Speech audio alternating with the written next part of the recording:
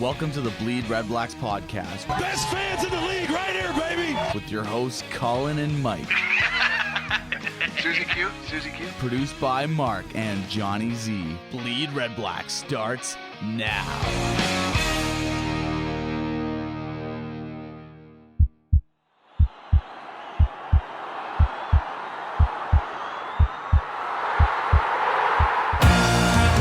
BleedRedBlacks. Gabriel is open in the end zone. Touchdown! The Ottawa fans and players are going crazy. Your number one podcast for all things Red Black. Left, Henry still on his feet. Now the toss, and it is caught for the touchdown. Wallace Miles. Every season, Echo drops the pass. End zone shot. Back right corner. Caught for the touchdown. Jamal Smith. all season. For Burris on first down, drops the pass, pressured in the pocket, takes off himself. Down to the goal line. Touchdown, Burris. Hello and welcome to episode 13 of the BleedRedBlacks podcast.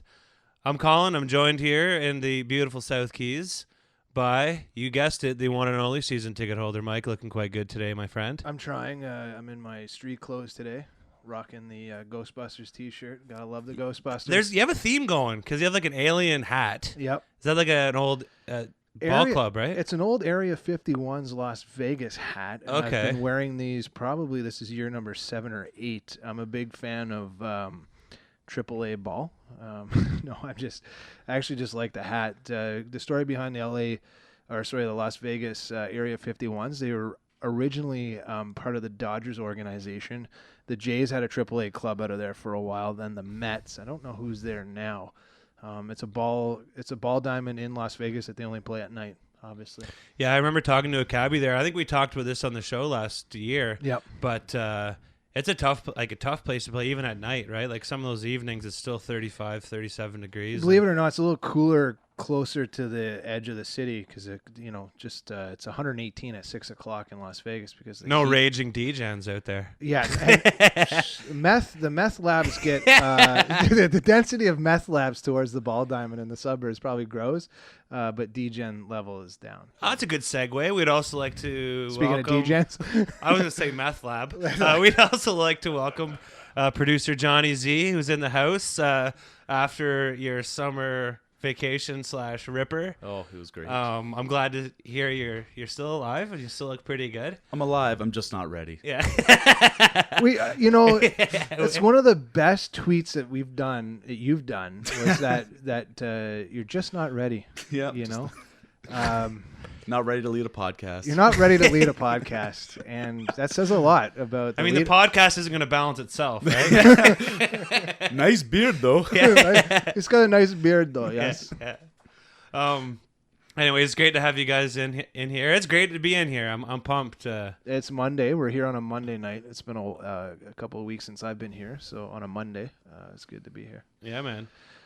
So House of Tar Ground too, right? What an awesome place. We went there after the game Friday night, and I walked in and you were gone. Like I thought he must have went home. I had to push a hipster out of the way just to get to the Metallica machine. Yeah. I was carrying around my large drum from the north side drumming session I had all night. Yeah, you actually looks like you had a little not a casualty, but you had a little drumstick malfunction.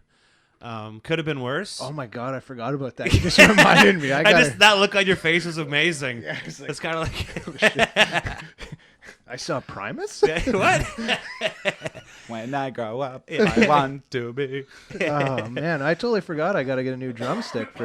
We've both annihilated some drumsticks on the north side up there, just making absolute noise and just fanatical noise and causing 50-year-old women to plug their ears. My biggest mistake was lending my cowbell to that guy who looked like the drummer from Helix. Or I think he was eating it, but he definitely had cowbell experience. And he had cowbell experience. He definitely did, and he rocked the bell hard. Well, let's bring this up on the show. We're not afraid to share our drums in section at FF. No, not at all. I've passed that drum 2 rows back, 3 Sure. rows down. If you're in our section and you wanna bang my drum, there you go. There's an offer. Just ask. Hey, and with that being said, I like snacks. I usually have lots of snacks. If you ever need something, I buy them at the game. Yes. Oh, Yeah, I was gonna say. I those- mean, I don't have snacks. you mean the so- snacks you sneak in? No, hey, my mom's good for the liquor. She knows she always. The brings it. Twizzlers she brought 2 weeks That ago. was a 2 games. stash. That was a great stash. That was of amazing. They Twizzlers. were like, remember Billy Bats? They reminded me a lot of Billy Bats. But Yeah. anyways, so House of Targ was amazing. Producer Mark and I got schooled big time by Argos Trev. He was in town this weekend visiting, and see, he didn't let on. He's a big Argos guy, right? Yeah, he was kind of sneaking. He Right? snuck that in a few times when we were hanging out. Like it would be like, "Oh, you're Red Blacks," and like, Yeah, oh, but he cheered loud, and he said he was an honorary Red Black for the night, and he's been to tons of games and been a big fan for years, and he was pumped not only about the team but about the development. And he went to Carleton. He graduated from Carleton in 2002. He said he didn't And even recognize. He didn't the even area. recognize the city. He said just driving down Bank Street. So that's pretty awesome. He was blown away by the buzz and the excitement, to be honest. Yeah, we took him on a little tour of the stadium before the game just to show him north, south side, and let's talk about sitting on that berm, just knocking back Pacoras. I mean, It was like, great. Like like our pregame plan kind of fell through. We were just running a little bit late, and work. I had work. And, Damn work. Just really the anxiety of trying to get a gravy pizza to Brewer Park. Like I lost half a day's production. Well, just thinking about that. Part of it was I mean, you were asking me for some sort of like plan of action. Like it was like we're building something as an engineer would. I was like, no, we're just trying to get pizza to the Brewer Park, and I'm working, and I don't have time yet. I'm in the food business. Imagine that. And Thing can't is, I figure out want how to deliver like something hot and delicious, right? I was serious. I want them to ladle that out there. So maybe we'll have to come up with a new option. But it was awesome to see the berm packed with people. BYOG, man. Maybe you just got to bring your own gravy to Brewer Park next week. Or bring your own pakoras to the berm, one or the other. BYOP. But there is a theme here. So it was Lumberjack night at TD Place. So hipster or lumberjack, we played that game all night. It was amazing. And in our neighborhood, it's like we could do that on our way home, right? Hipster, and I swear we were about 60-40 hipster. I think 60-40 right? hipster. I think if we would have had, I think if Johnny Z would have been with us, I think he would have been better at the hipster. They're right in his wheelhouse of Yeah, hipster, we were making a lot of you know. assumptions, like straight up, they're skinny, hipster. I was like, mustache, hipster. Is that Johnny Z? Rocking the dad bod as well. Hey, that's what they like. That's what they like. So quote of the night: do they ever not get it on 3rd and 1 conversions in the CFL? I love a good 3rd and 1 conversion though. Yeah. It's just it's a gimme. It's a gimme. What do you prefer on the 3rd and 1? You like a QB sneak or you like that? I love the run and shotgun. Yeah. All-time favorite. Oh, Mr. G. Stop it! Bless If you his bring heart. up Mike Gibson one more time, oh, I didn't think we were gonna go there, but I mean Johnny is the guest, right? Yeah. So it's like a drama class. I'm not gonna say no, right? can't say no. And that's hilarious. And Section FF is pretty much just ripping, and those boys are getting great. And you know, Shoe Beer is established. Shoe Beer. Shoe Beer's in my group. He's the somebody man. I know now. And Yeah. by no means is this his competition. Let's think of this as a Shoe Beer inspired activity. In FF, we have Horn Beer. Horn Beer. So Mr. Horn Beer hammers back the beer in his Vuvuela. How do you say that? Vuvuzela. Yeah. And then Venezuela. and then proceeds Venezuela. after he drinks out of his Venezuela to let it rock. And he's hilarious on that thing because he tries to play along with every single song that the media team plays, except it's monotone, right? So, but he does a good job, and anyways, I'm sure he'll pass out sooner than later. Well, and that's what's great about Horn Beer is that he gets drunk, but he gets happier the drunker he gets, unlike some other Section FFers who become like angry drunks, Yeah. you know, like, hey, Yeah. the F is the matter with this, you know, and they start dropping F-bombs. But, It's okay. He was a teacher. It didn't matter. It's all good. you know, it's interesting. Teacher was back 4 rows up to the right. I noticed. Yeah, I noticed. He said hello to us. He needed a little buffer, though. He didn't. Let's let the listeners know. So what we sit in a section, and let's be honest, we are loud in a respectful, cheering manner. We're very loud, on defense, which is important. Yeah. And we get other people involved, and lots of people enjoy the drumming. I get a lot of compliments about what you and I do, Colin, with the sound. But what we don't do is yell and scream at other fans and swear at them, because We don't swear at all. Yeah, we don't swear at all, because it is a family environment. And to second that motion is that I later found out is that a lot of the opposing players' families and friends sit in our section that's their section they sit in when they come in from Montreal, Calgary. So I just think it's disrespectful, just period. But it adds to that element of disrespect, because these are people who support the young men that are playing on the field, and it's just awful. And we had a gentleman a couple weeks ago that decided to drop some F-bombs on some. And I just had Calgary. to turn around and let him know that that's not how we do it in our section, and that's not acceptable. And his response was, "Do you see any kids around?" And I'm like, "This is a public place. Would you yell at full volume at the grocery store? You know, where the F are the oranges? I want those avocados. Yeah, of course not. Would you do it at the library? Would you? No, you wouldn't. So like, people get in the stadium and they think they're like in some private, like they're in their basement watching the game or something. And like you said, we're loud, but we want those Montreal fans to come back, right? Mm-hmm. Yeah, we it's want fun. the families to come back. I mean, I sit adjacent to my family, and I carry myself accordingly, and I expect everyone around me to kind of do the same. Yeah, except your co-host that got blasted once, and I'll forget about it. Yeah, but at least the game he got tossed, my mom wasn't there, so your Yeah. timing was mint. I would have never. I would have never let Producer that Mark down. like that one. I would have been so embarrassed to see Mrs. F after that. I would have been so destroyed. And I was sitting next to a young family this week, and in fact, they were actually, it was great. She wanted to be louder than us, the young family, and it was just great. We actually had a good laugh and some fun times, and I think that's what's important about the whole experience. And it just seems like our section is growing and growing with more and more people enjoying what you and I do, and just it does seem to be the section that's a little bit louder this year. I'm going to be honest. I'm not just saying that because it's FF, but I hope it's not only louder, but I hope it's the most fun, and I want those away fans to come sit there. We ran into some people after the game that moved. I think they were 10 rows behind us or something, and they're like, it was just too much for us to be with all the away fans, and I understand that. Yes. But where we are, that's not the case, and it's kind of fun having them behind us, and it's great.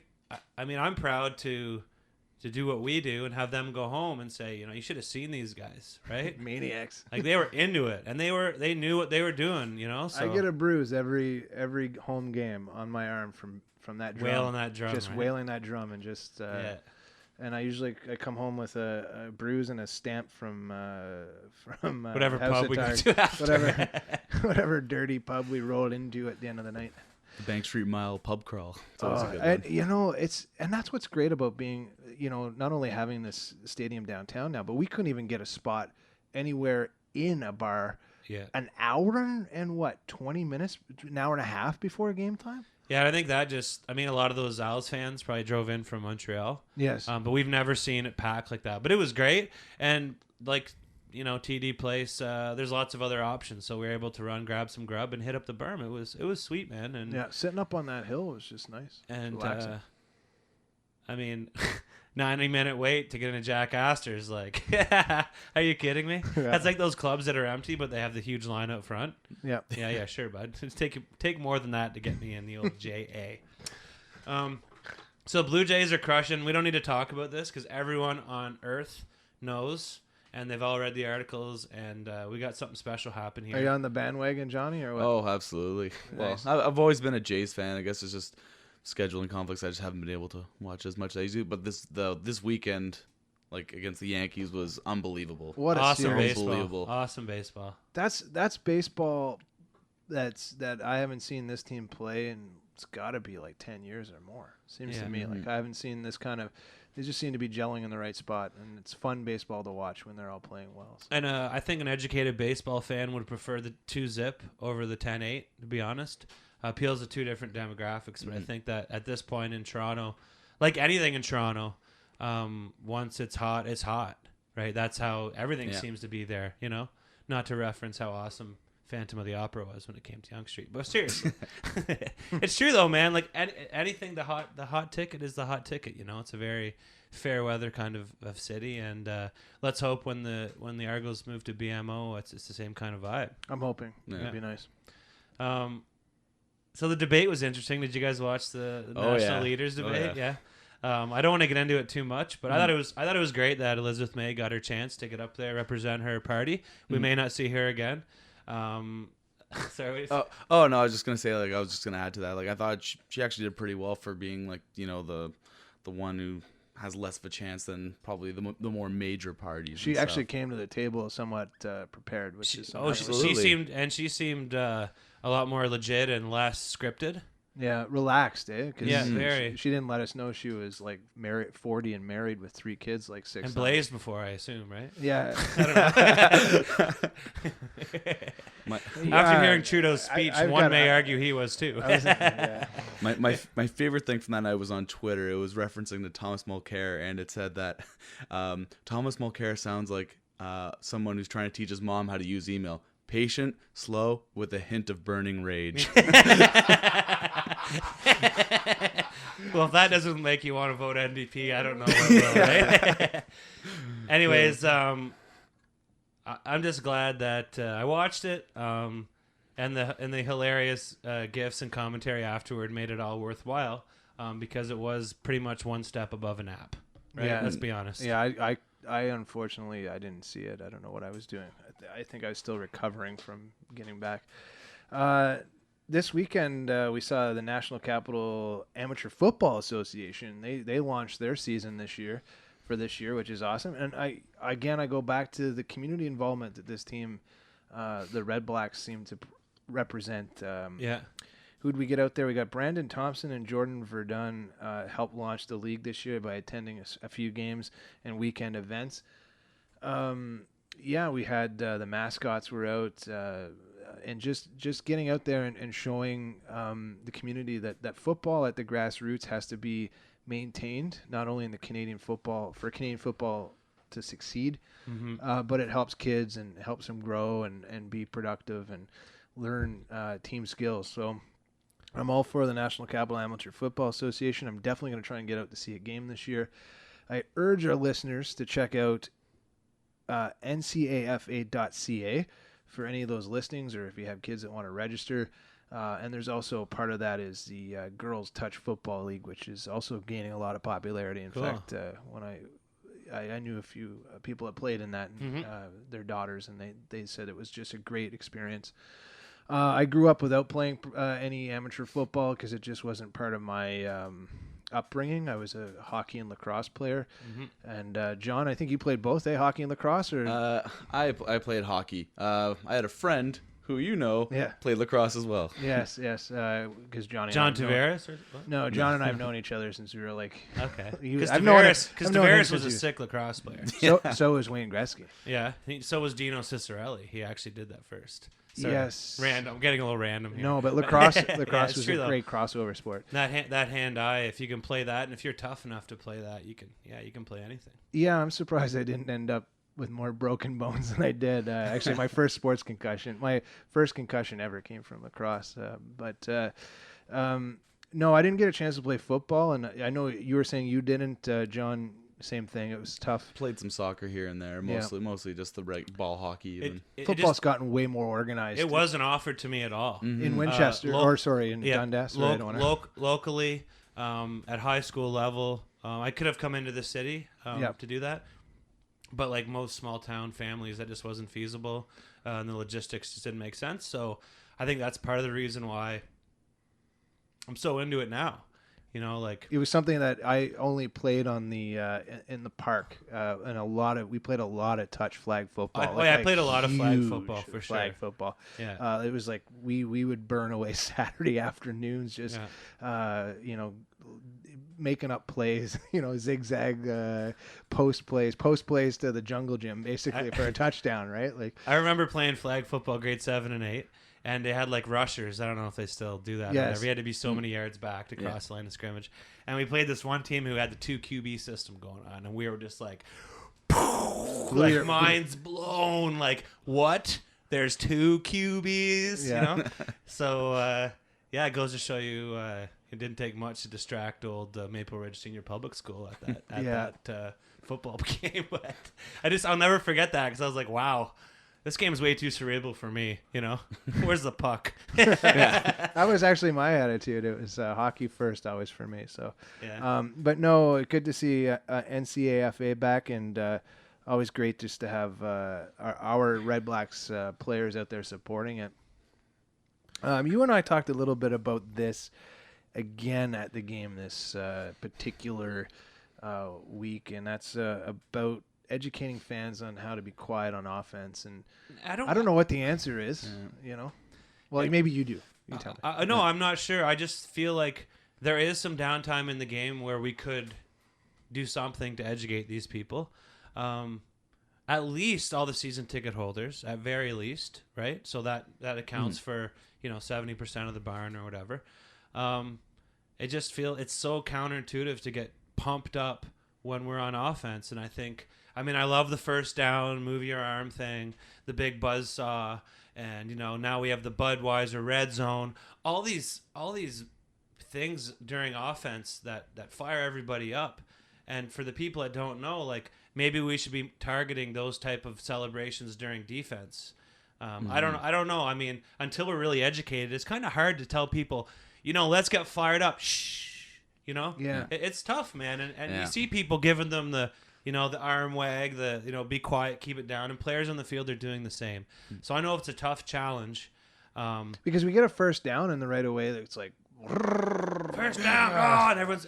Red Blacks. And I mean, I get it, but I don't think we're there yet, to be honest. And I just would rather hear, because you see people start getting up off their feet and clapping and cheering, like, "Let's go Red Blacks! Let's on a first and 10, and we're at the 44-yard line heading towards the end zone." It may be as simple as just a shh on the screen or something. I don't know if you can directly tell your team. I think you can. You can tell them to make noise. I'm sure you can tell them to be quiet, right? But and I think that's interesting because the educated fans in our section will literally scream, "Shut up, everybody!" And that just makes it louder. But it's becoming a problem, and it's just I don't know the best way to deal with it. But I think all we can do is just have this conversation, and hopefully other people in the community will have this conversation. And next time the guy sitting next to you, we don't need to play telephone at the game, but kind of like keep it down on offense, pass it on. Exactly. Who knows what the guy will tell you by the time it gets to the end of the row, right? But Bud Light. I feel like they also just need to, as well as educate on defense. I mean, also being loud on offense. I remember being a problem last year, but it's gotten better this season, absolutely. But even on the home opener, bunch of us, 20 some of us, we all had vuvuzelas, and there's people next to us like, "Oh, can you not use those?" Like, well, we're gonna be using them on defense. We're not using them the whole game, And I think that some of them just don't get that you have to be loud on defense, and you just gotta try and get people to be loud. Maybe those people who you had talked with earlier, Mike, who are upset with us for making noise, maybe at first they're like, "There's no way I can put up with this for 4 quarters." But what they need to know is they're only going to get it during defense. And they're only going to get it once that whistle's blown, because we're not making noise for more than 20 seconds, because that makes no sense. And we also normally exactly. save our loudest nonsense for 2nd and 4, 2nd and 9. We're all gonna stand up and we're going to stand up. But we're talking 20-second intervals, and as soon as the play starts, we're down. And anyways, it is a process. And I'm going to add to that, because last year we were on defense a lot. And I actually had tennis elbow, 7 games last year. Yeah. I had to see my chiropractor, physio. The bill's already been sent to the OSEG office, in fact. But no, and this year I find, obviously, I'm not expending that much energy, like you said, because we're only making noise for the top off of 20 seconds plus. Yeah. And then more noise when we make the stop. And I think, and that's all part of the game. You see the players are very into making sure there's noise. The defense, the D block, #D block, they love that noise. Yeah. So give it to them. Yeah. At the appropriate time. I like it. But it's a process, and broken record. Broken record. And I'm gonna keep bringing it up. And we know in the office you're listening. And my only problem is lose the random sports highlights, right? Everyone in that barn had seen those highlights before. Use that time to educate people. Something simple, just a simple message from Henry Burris. Trust me, people will listen, right? That's when they'll turn their heads to the screen. He's got the best completion rating of his career right now, and he's second in the league in passing yards. We're going to listen to Henry. He is our team. So that's all I want to say about that. They're doing a great job. We're not knocking the OSEG media team in the slightest. Just a little change of direction as far as educating those people who only might be there one game a year. We want them to come back, you know? And speaking of positive, OSEG ticket crew, your ticket person, unbelievable job. Yeah, I mean, sold out game, and what does she do? She gets producer Mark in my section and a couple buddies two seats down from us. And Kavina is just knocking it out of the park. And a huge gesture for her. Whatever. She sent us a card last week just thanking us for our great work and loving the podcast. And that means a lot to me. Getting that snail mail card. I mean, the only time I get excited when something comes in the mail is when it's Thai Express coupons. So this was pretty awesome. So maybe next time, imagine if she slid a Thai Express coupon into the letter. Amazing. I thought you were going to say when you get your publisher clearinghouse or your 12 CDs for a penny. Okay, if we have to talk about Columbia House and BMG again, I'm afraid they're listening. I think I still owe someone $130. I don't know how many versions of Cypress Hill Black Sunday one person can own, but I'm pretty sure I have 9 in the wrapper still. Hey, $87 for shipping, not a big deal. Oh, that CD was only $0.01. Yeah. It's amazing. All right. What do we got coming up next? So we're going to blast into a little Santino. And there was an incident that happened at the game on Friday. Yeah. And we're not really sure. I don't know if there was a direct response from OSEG, but I'm sure there was. Or if there isn't, hopefully there will be. There was just a conflict regarding the Southsiders having to take a flag down. And Santino, who's a Southsider himself, had a fan banner. And as you know, we support North, South, East, West, the berm. We support it all. Any kind of positive interaction, and especially DIY stuff, right? I love that. So anyways, Santino's going to talk about that. And then Janin's going to do a little around the CFL. And another interesting week in the CFL. Amazing week, even though my CFL pick'em, which we'll hear about later, wasn't as amazing. But what's going on with Drew Willie, man? It's just, I feel bad for that guy. He needs an O-line, but he also needs a total. What's those? He needs some knees. He needs a knees. He needs a shoulder. Yeah. He's got Jesse Lumsden syndrome, I think. He had that same problem. Just unfortunate, really, right? Because we all saw Jesse run in university, and he was ridiculous. Yep. Yeah, he was a beast. So then after that, we got a game recap, which will bring Mark back on board because he was at the game, and then and then we'll do a game preview for you'll hear it on Thursday. Sorry. Sounds good. Easy for you to say. Let's do this. Hey guys, thanks for listening to the Bleed Red Blacks podcast. Check us out on Twitter at BleedRedBlacks and on Facebook at facebook.com/BleedRedBlacks podcast. Live from Brazil, here's the Red Black Renegade rant with Santino Filoso. Are you ready? Do you really mean to tell me that a 5'0" wide receiver is worth $40,000 more than Chad Owens? We'll do it live! If the helmets weren't ready this week, they should have pushed their introduction back. It has begun.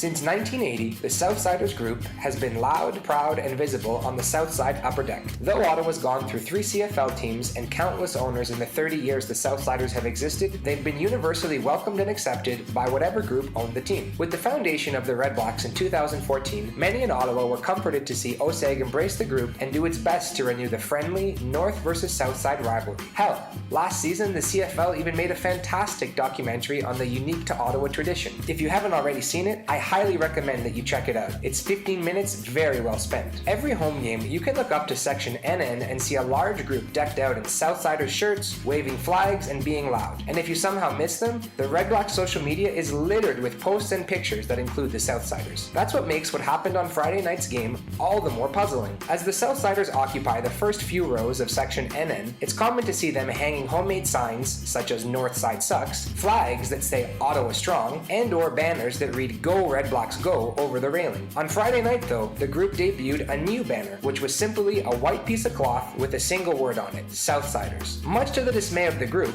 in the middle of the game, security came by and demanded that they remove the banner. It wasn't blocking an ad or anyone's view, and was in the exact same place that previous banners or homemade flags had been set up. When questioned as to why the banner had to come down, security replied that the Southsiders were not an official or recognized group by TD Place. After the game, some upset members of the Southsiders spoke to OSEG contacts who claimed to be just as shocked as them that the banner was deemed inappropriate. Hopefully, this situation is simply a case of an overzealous security guard and not part of a larger attempt by TD Place staff to limit fan participation. Supporter groups should always be encouraged, especially a long-established, positive one that donates to charity, contributes to the atmosphere of the stadium, and that doesn't impede the view of those around them. That's all for this week, guys. Make sure to rant back at Red Black Gade, and remember to bleed Red Blacks.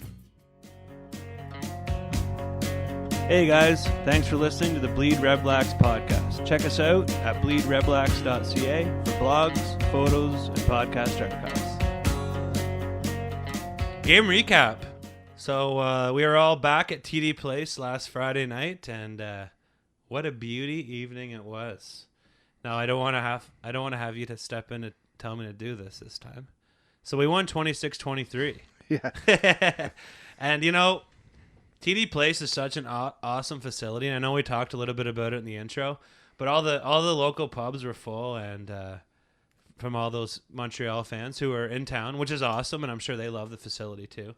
But yeah, we grabbed some Bacors and some, awesome food. And yeah, there was like street food there. I didn't really get a beat on where that food came from. I just ended up on the berm with you and the crew, and there was just food, awesome food. I didn't ask questions. I don't ask.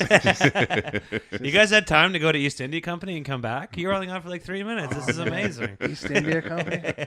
Somerset's glorious but it was Indian restaurant. I love that place. Oh, that's my jam, that place. I know. They have a takeout special for 2. It's $40, let me tell you. Yep. Oh, my word. Like, heartburn, but it's worth it. Wait. You're paying for heartburn. You pay for heartburn. So it was great, as we mentioned in the intro. Kabina, our awesome account manager, hooked up Mark with a seat not too far. Huge props. Not too far from us. And, Mark's sitting with us as a so-called guest of Section FF.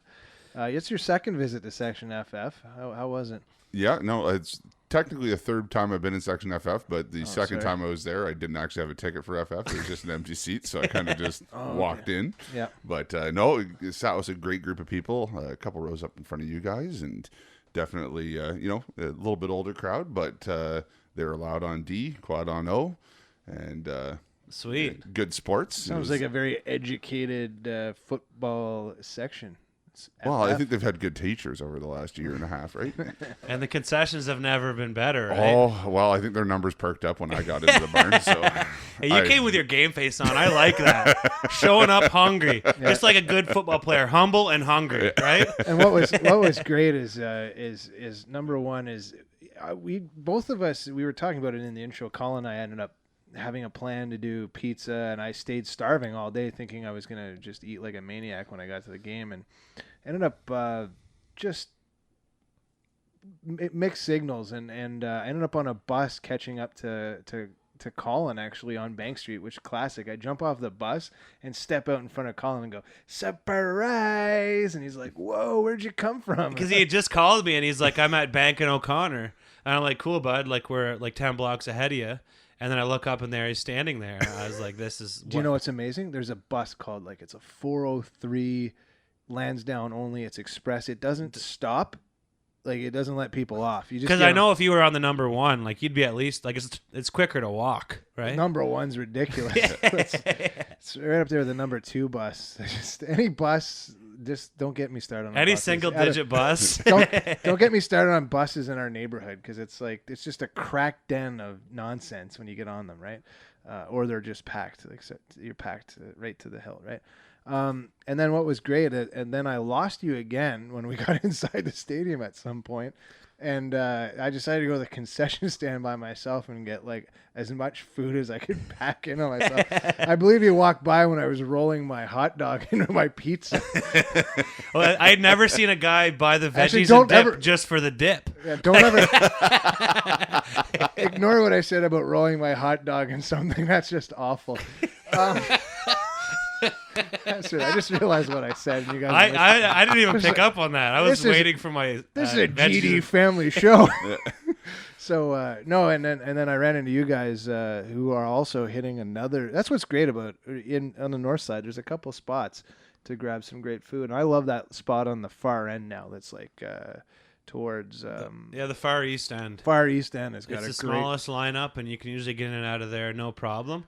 And they got the hottest coffee on earth, aside from the stuff at the 67s game. Yeah, I'm still waiting for that's that to like cool right down. from the core. That's like, we were talking the first time. We're like, this is a leftover coffee from last winter 67s game, and it's just now at a drinkable level. Like, yeah, it's like they just brew it on the sun, and then I take it black. Like if this was the States, I'd have you just pour one right on my chest, and just like lawyer up. Let's do this. Like, like I'm telling you, it'd be worth a shot. It'd be a plus EV move for sure.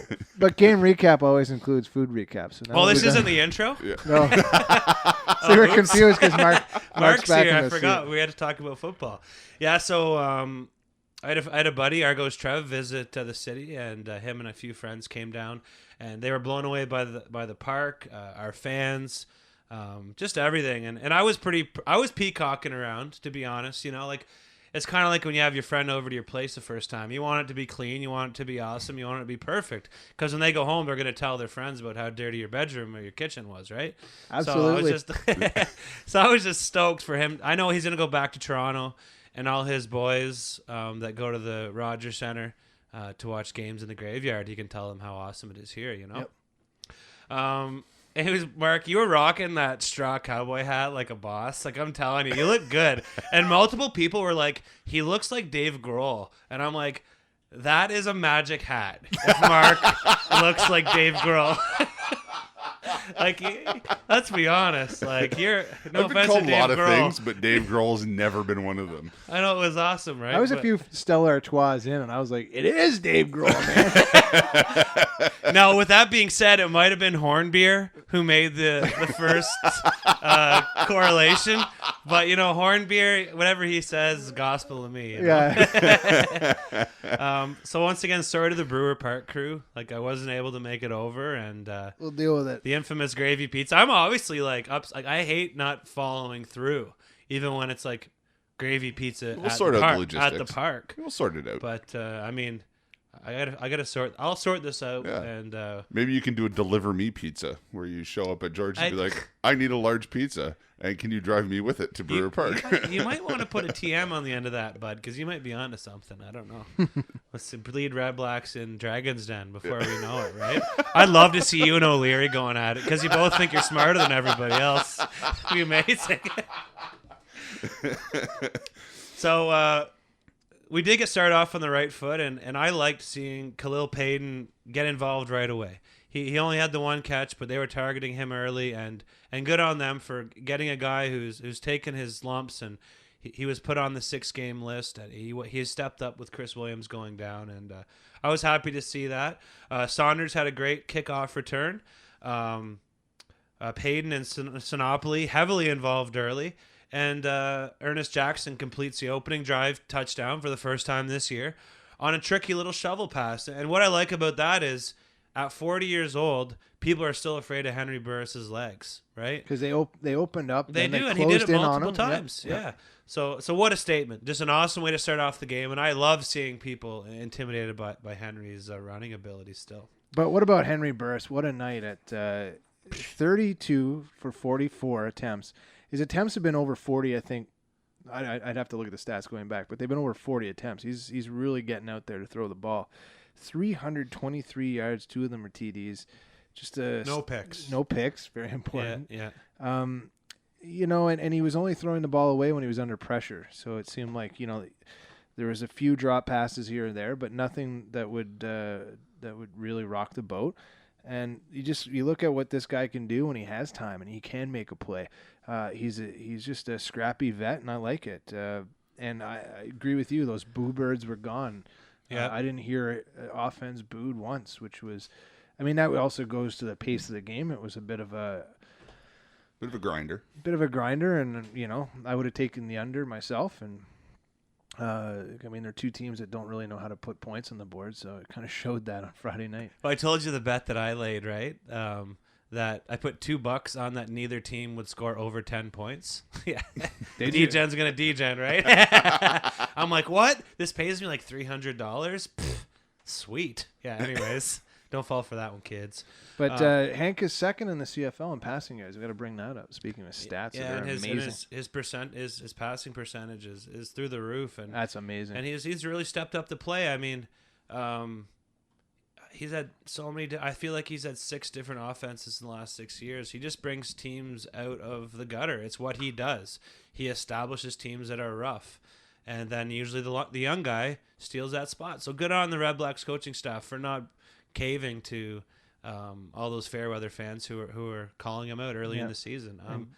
Now his boy, breakout from night. the Hammer, Greg Ellenson breakout show happened. So welcome to the show. Welcome to TD Place. 8 catches for 110 yards and just some really key catches, and he's playing exactly how we expect him to. Yeah, he's got that kind of Sinopoli feel to him. He's able to bounce off a tackle, and he knows those first yard markers for sure. He's got a definite smell on when he gets that ball. I like that kind of attitude.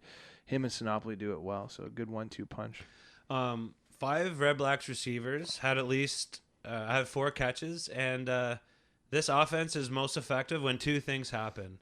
1, Henry Burris has time and space to spread out the ball, and 2, wait for it, you ready? Number 2, Siobhan Walker is running the ball effectively. I said it. Changes the pace of the game for sure. And I mean, he had 14 carries for 87 yards as well as 6 catches for 37. So great offensive output for him. 120 yards total. That's what we need from him every game. And he actually looked like he's getting comfortable running north-south. Mike, you and I made reference to it a few times where he'd be doing his little how's she going special shimmy, he was just cutting right through that hole, and that was nice to see. Maybe it's confidence. I don't know, but and then the fact that they're throwing to him is a whole different ballgame. It definitely changes the package that defenses have to. I mean, going into this game this week, I looked at that offense and thought you have to be able to change the way you're doing things in order to make defense. That's we talk about it. It's a brain game. Yeah. But the fact that teams were not afraid of Chevy meant that they weren't game planning for him whatsoever. They knew he was all right. Like, he's not going to get past the front 4, so don't worry about DBs dropping back. Like, force DBs to drop back and cover the pass more often. Yeah. So our defense really stepped it up, and this is something we've come to expect. But a young man who Mike has been given the gears the last little while continues to step it up. Keith Sholigan. Yeah. Sholo. 5 tackles, 3 sacks on the night, and he really has stepped it up. And I think just having a veteran like him leading by example has to rub off on these young guys. And it looks like you should have called him out weeks ago there, bud. Yeah, well, and that's because he's one of my favorite players to watch. You know, I kind of check in on him a few plays just to see how he's rushing the offensive line, and just he's a good all-around guy. I can't say enough about how awesome he is in the community. Yeah. And each and every time I've come across this gentleman in public or at Red Blacks events, including last year, we had that real special talk with him. Mm-hmm. He's nothing but pure awesome. So yeah, he's a class act, and I know anything we say on the show, we could say to his face, and he would take it accordingly. He wouldn't be. I mean, he'd probably rather hear the truth if we said, we need you to step up, we need more from you. He would probably agree with us, and yeah, just a great guy, and I mean, I miss those QB clubs. I hope we get those back again. That really opened up A lot of great social interaction for us. Podcast club, like just that'd be pretty awesome. Okay, let's do it. Let's work on it. Let's tomorrow. Get that. Do we think we can roll this out tomorrow? Get it up. Let's do it, man. Okay. So Jacques Washington, he's just flying around the field. He's kind of come out of nowhere. He had 5 tackles. Antoine Pernot finally starting to look like the stud who we counted on, last year. He had 5 tackles and 1 interception. And, leading the Red Blacks in tackles this year is Damaso Munoz, and he once again proves his value on this team. But one thing that's kind of cool about our D is not one Red Blacks player is in the top 18 in the CFL in tackles. Yeah, the Red Blacks defense currently sits second in total defense, 338 yards a game. And second in passing yards against at 247. So just a defense by committee, a real team approach, and a lot of that, those numbers are helped big time by all those clutch interceptions we've had over the season. #DBlock. I mean, it seems like they're gelling both on the field and in social media. It's just a fun group to watch, and they definitely have each other's backs, not only on the field, but when they're horsing around on social media, which seems to be fun. Mm-hmm. Talk to me about this kicker, though, because there's a lot of... Well, yeah. Chris Milo looked great. 1 for 1 on his field goal, 3 for 3 for extra points. Aside from the one time they brought him into punt, which was pretty ugly. I think he's clutch, and I think I saw Saskatchewan's kicker, Old Man McCallum, miss a one he should have made. So maybe Saskatchewan shouldn't have been chirping so quickly, and maybe they're doubting that decision, and also realizing why we brought him in the first place. Now he filled in for a punt. Did I get all that right? I mean, there's a punt that he the first punt that Alex did was terrible.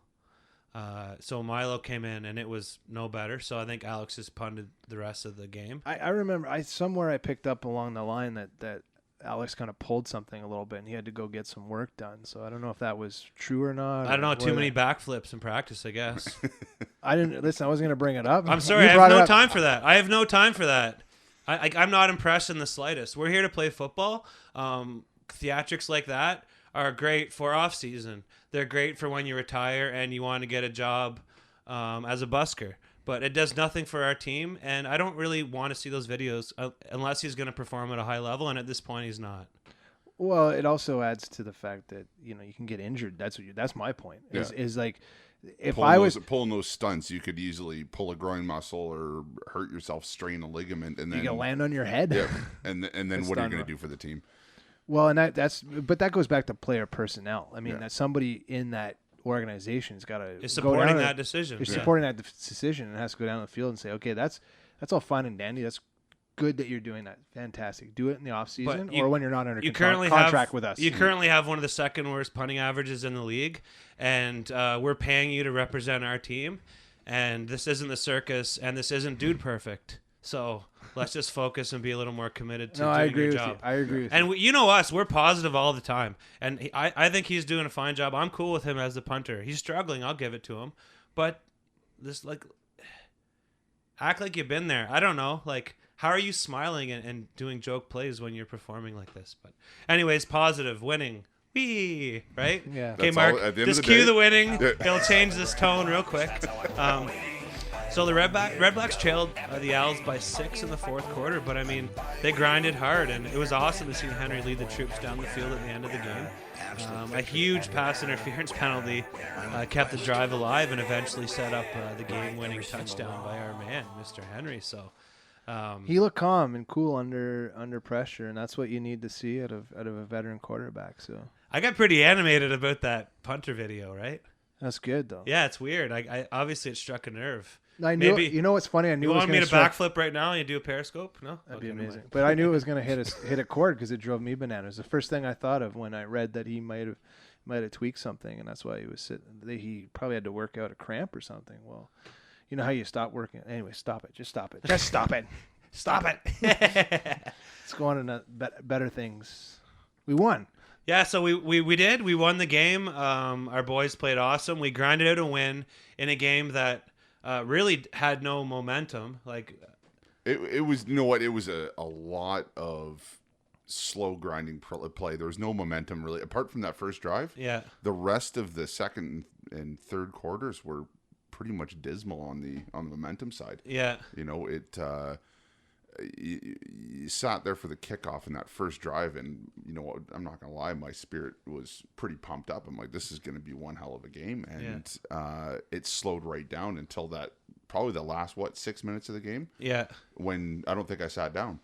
And that's got to be a mental grind for the players too, and right? it's tough when you can't get stay focused. Precisely, can't get that movement started, and they're just trying to basically get back into first gear to get it rolling again for the rest of the game. I want to go back to that interesting stat that you talked about with the defense being spread out by committee. I got an interesting stat here. If you just go down the Ottawa defense for that game alone, tackles, you start with Washington at the top with 5, Shulligan with 5 tackles, Pruno with 5 tackles, Munoz with 4, McDonald with 3, Canny with 3. Isn't that amazing? Like, you got all those guys that are all right there, just all sharing the crushing defeat of the Montreal Alouettes. So, and one thing that was really interesting in the AFC North side of the world, my buddy Kyle, who came, is a huge Cleveland Browns fan, and he didn't know that B Mac and Cheese was playing for the Red Blacks, so he was pretty pumped. He had a pretty good career in Cleveland, so that's kind of interesting. You know, we got a lot of talent on our team that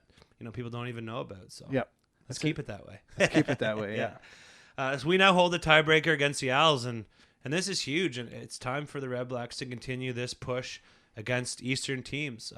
We got 2 games left against TO. We got 2 left against the Ticats, and we got 1 back at home again against the Owls, and these are must win. And some of these trips out west are going to be tough. And you know what I like about the Ticats is we're not playing the Ticats till late in the season. So let the Ticats peak now, which they're doing. Obviously, an amazing team to watch. Like they're just dominating the East. Well, the East teams they've faced so far. Yeah. But they're dominating their games at home. So we don't get to Hamilton till Halloween. And Hamilton isn't here until late in the season as well. So it's a home and home. That's what I thought. To end the season. Yes, so our last game of the year is the Mayor of Brantford will be back in here. I was wheeling it. Yeah. The Mayor. That's classic. The Mayor of Brampton that came up from Hamilton and joined us in Section FF. That was a classic moment. It's weird how one thing leads to another. Like straight up, I'm like, oh, you're from Hamilton. But then I saw that he had Wayne Gretzky hair, like hockey hair. And then we went to Brantford. And then, one thing leads to another. Before you know it, Mike's in the parking lot. So it was good. Oh, and thank goodness Mrs. F wasn't there. Oh, I would have been so embarrassed. But Mark, it was awesome having you there, and I know you're a busy guy, and it's fun for us to have you there as well. It's always. I'm not gonna lie. When you mentioned the word we were going to House of Targ after the game, I'm like, I'm getting a ticket now. That's all it took, right?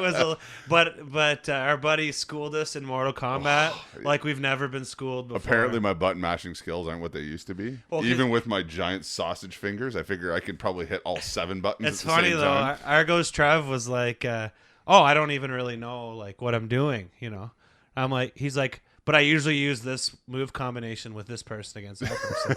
I'm like, wait a minute, you're not very good at this angle shooting thing, are you? Until he got to the finish him moment and he's doing like the back fist. Yeah, that's when you know, a right? low punch. Like, really, come on. Hey, he is a public school teacher. Maybe he's just trying to reel it in, right? He kicked the crap out of us, Colin. So what can I say? It was awesome. So, I don't know. I can't believe that we're 4-2. We're in first place. The stadium is rocking. Our fans are the best. This is like a dream come true for us. We grinded hard last year, and let's just enjoy the view from the top while we can, And let's just be prepared to have a tough game this Saturday night. Big tough. Yeah, it'd be a tough one. Calgary's coming off a bye, I believe. They sure are. So and we know how we perform in that situation in the past, so could be tough.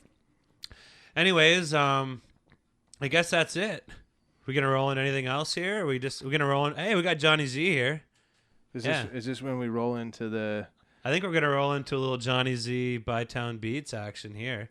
Okay, maybe we're gonna do a little studio. How's she going here? Oh, so Johnny, right. Who we rocking and rolling with this week, my friend? We got a band by the name of Hungry Animals. And they are a progressive indie rock band here, of course, in the nation's capital, the great city. Well, maybe not the greatest, but it's pretty good. I like it. It's the greatest. Yeah.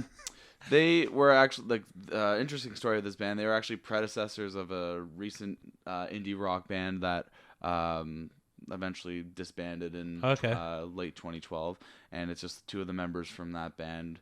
And they released this EP last summer called Agneta, and this song is called Methylphenidate. And can you spell that? No, joking. I think it was on my ADHD pills somewhere, so I can definitely find it up. And recently, I was gonna say, Mike was like, "Hey-oh." We can talk after.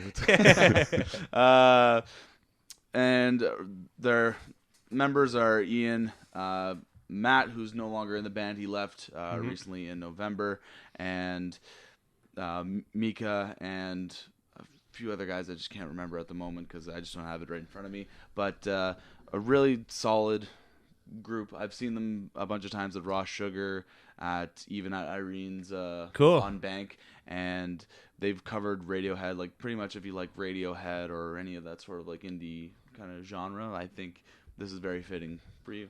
And you can find their music at hungryanimals.bandcamp.com. Awesome. You know, Radiohead played Barrymore's, right, when they released their big hit album there. Mike, did you see that? I was there. Yeah. And I'm just trying to bring the mic to me. I was at that show in 1995. They opened. They played the Bends, and I met Tom York after the show. I actually had to buy scalp tickets to get in.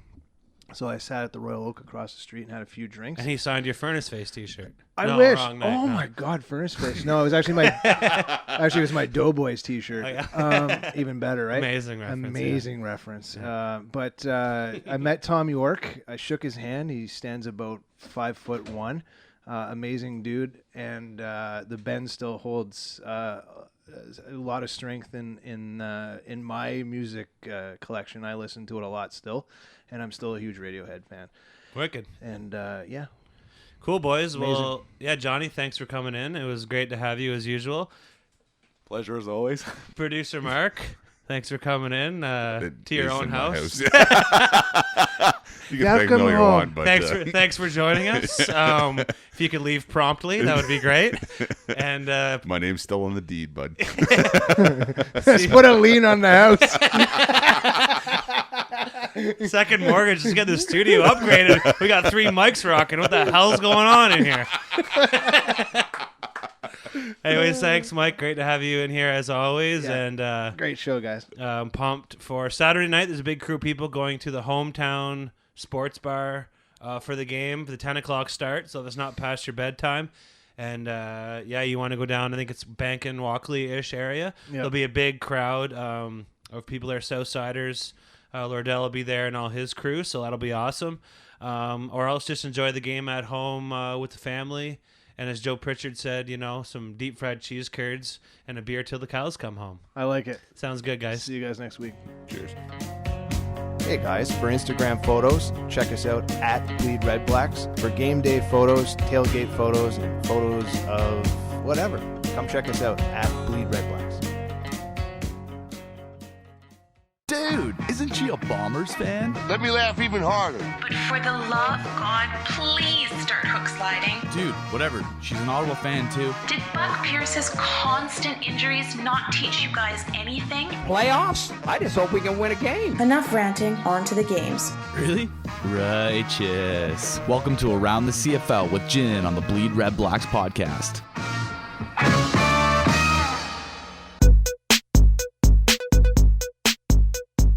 The Edmonton Eskimos beat the BC Lions in Thursday night's West Coast matchup. Raise your hands if that is what you expected, I would say, to start off this week's segment of Around the CFL. Keep them up if you were feeling pretty confident in the Eskimos at halftime when they were up 23-10 and when I decided that it was safe to go to sleep because let's face it, these West Coast Thursday night matchups are messing with this Eastern girl's beauty sleep. Imagine my shock when I woke up on Friday morning to discover that BC won 26-23, which means they shut out the Esks in the second half, which also also means that the powerhouse Edmonton defense wasn't able to stop a BC offense that has struggled to maintain momentum throughout the last few games. What the heck happened? Well, Andrew Harris happened, tearing it up for his team when they needed him and finishing with 118 yards rushing, 57 receiving, and 2 touchdowns. And Lule, who struggled on the night that earned him a 52% completion rate and 2 more interceptions, stepped up when it counted, engineering a drive in the final 3 minutes to put his team on top. But what everybody is really talking about is Eskimo head coach Chris Jones. With 49 seconds left on the clock, Jones had the option to put Grant Shaw out for a field goal attempt from 48 yards, well within the range of this talented kicker. This would have tied the game, setting up another exciting overtime. Instead, the Eskimos went for it on 3rd down, and Nichols added to his interception tally by getting picked off by Ronnie Yell. Chris Jones is known as an aggressive play caller, but this call just baffles me. Maybe he didn't have faith that either his stalling offense or his defense could get the job done in an overtime situation. Maybe he's a compulsive gambler. Either way, he isn't apologizing for his call, which cost the Eskimos the game and stunned a lot of us in the process. The Eskimos dropped down to 4-2 and now share first place in the West with the Calgary Stampeders. They travel east to meet the Montreal Alouettes next week. The Lions improved their record to 3-3 and sit in 3rd place in the West. They also head east next week to play the Hamilton Tiger Cats. The Argos open their season at home on Saturday night against the Rough Riders. Chad Owen sat this one out with his recurring ankle trouble. Enter Deontay Spencer, who made his CFL debut, pulling in 5 catches for 94 yards and a touchdown. The Argos are making a name for themselves as the team that is able to attract some impressive rookie talent. Speaking of rookies, Brett Smith made his second appearance as starting quarterback for the Rough Riders in this game, and there was definite improvement over last game. He finished the night completing 23 of 35 passes, 298 yards, 2 touchdowns, and only 1 interception this time. He continues to find a way to make plays outside of the pocket with his young legs and strong arm, and he came heartbreakingly close to a game-winning drive in the dying seconds. Rider fans have to like what they saw out of their young quarterback, but it's tough to match up to Trevor Harris. His stats on the night were, as usual, impressive. 23 of 29, 316 yards, 2 touchdowns, 0 interceptions. In his last 4th quarter drive, when the Argos needed a touchdown to pull ahead, his stats jumped from 221 yards passing to 316 as he marched his team almost the entire length of the field for the major, as calm and cool as any seasoned veteran. This game saw some really great plays for the struggling Riders. Nick Dembski, former University of Manitoba Bison's receiver, took the ball back 93 yards after a missed Pepper field goal, and Rider punt returner Stephen Miller returned for 118 yards on only 6 carries. But the real story of the night was flags,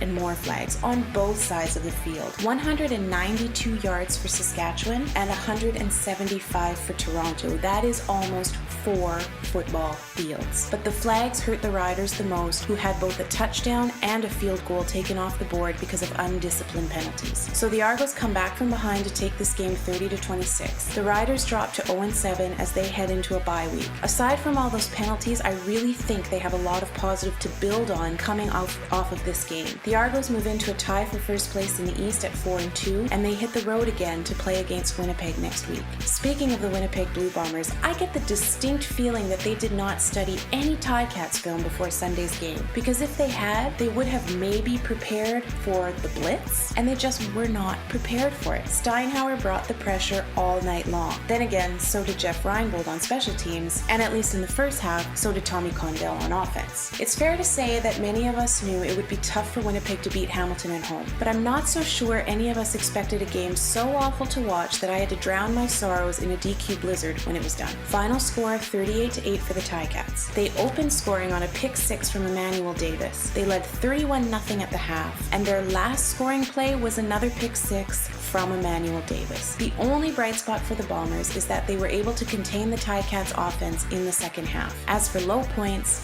there were plenty. Winnipeg's QBs were sacked 7 times. It was like watching the 2014 O-line out there. In the first half, they lost Paris Cotton to what looks like a wrist injury, and on the very next play, they lost their leading receiver Darvin Adams to a lower body injury. And then to top it all off, Drew Willie went down for the 3rd time this season when he was sacked for the 5th time this game and landed awkwardly on his knee. I don't care how tough this kid is, no one's knee is ever supposed to bend like this. And while I hate to even think it, I can't can't get the letters A, C, and L out of my head. Let's hope for Bomber fans' sake that this is not the case, because if it is, they are in the unreliable hands of Brian Brom or Robert Marv for the rest of the season. Zach Caleros, on the other hand, continues to be reliable. Despite throwing 2 interceptions, he ended the night at 20 of 32, 280 yards, and 3 touchdowns. But for reasons unknown to anyone with a pulse other than Kent Austin, he actually stayed in to finish this game, long after Willie went down and the game was far out of reach for the Bombers. There are times when the lead is safe, and this game was one of those times. Risking an injury to your starting quarterback and taking away an opportunity for Jeff Matthews to throw some real-time game reps makes absolutely no sense to me, but I've said it before,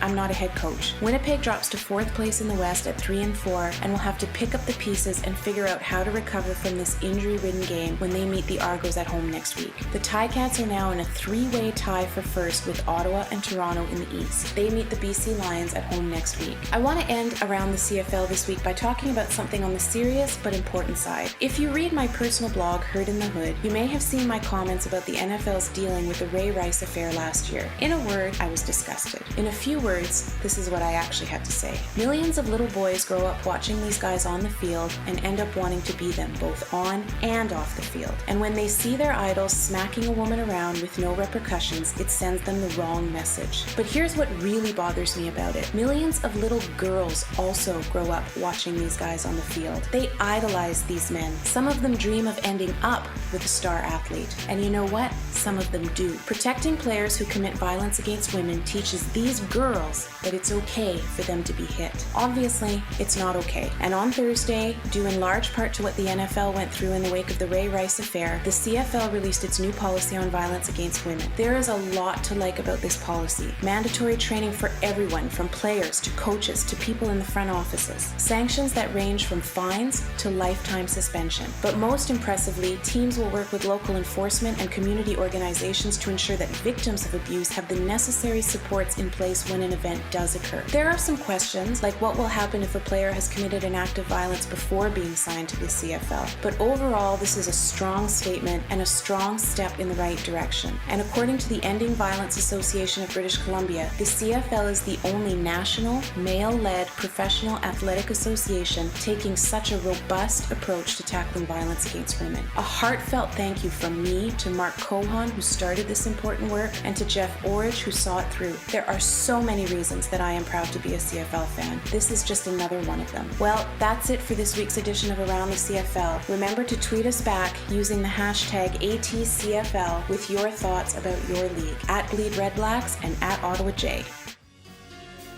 Hey everybody, thanks for listening to the Bleed Red Blacks podcast. Don't be afraid to check us out on Twitter at BleedRedBlacks, and jump over to Facebook, give us a comment, facebook.com/BleedRedBlacks podcast. Here at Bleed Red Blacks, we love our football, but we also love the music our great city has to offer. It's the Bytown Beats local music spotlight segment on the Bleed Red Blacks podcast. Today's featured artist, Hungry Animals.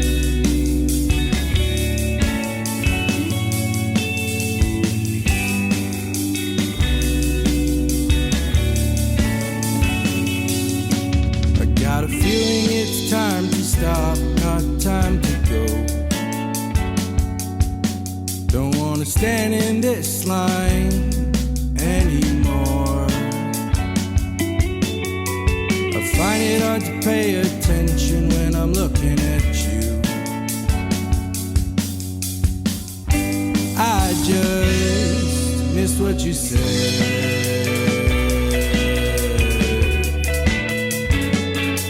I miss what you said.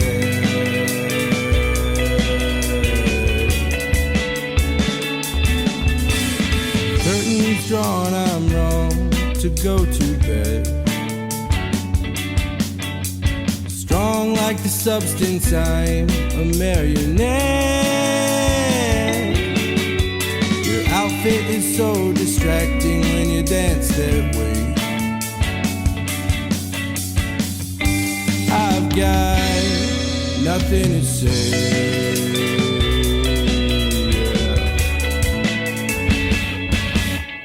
Why am I losing focus? It's just getting older than you. I need a chemical friend to run with my chores. While you're making conversation, I'm trying not to feel insecure. Time-wise, I can do with you.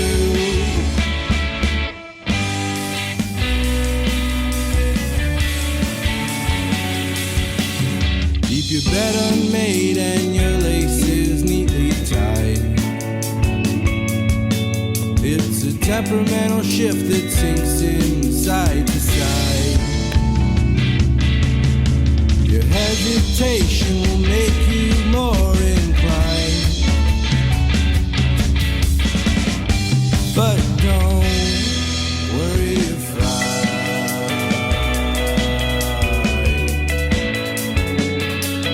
is there a lie?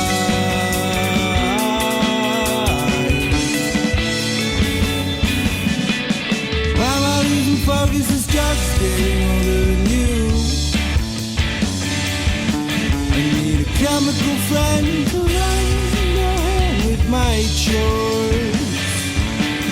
While you're making conversation, I'm trying not to feel insecure. Time-wise, I can do with you. Time-wise, I can do with you. Time-wise, I can do with you.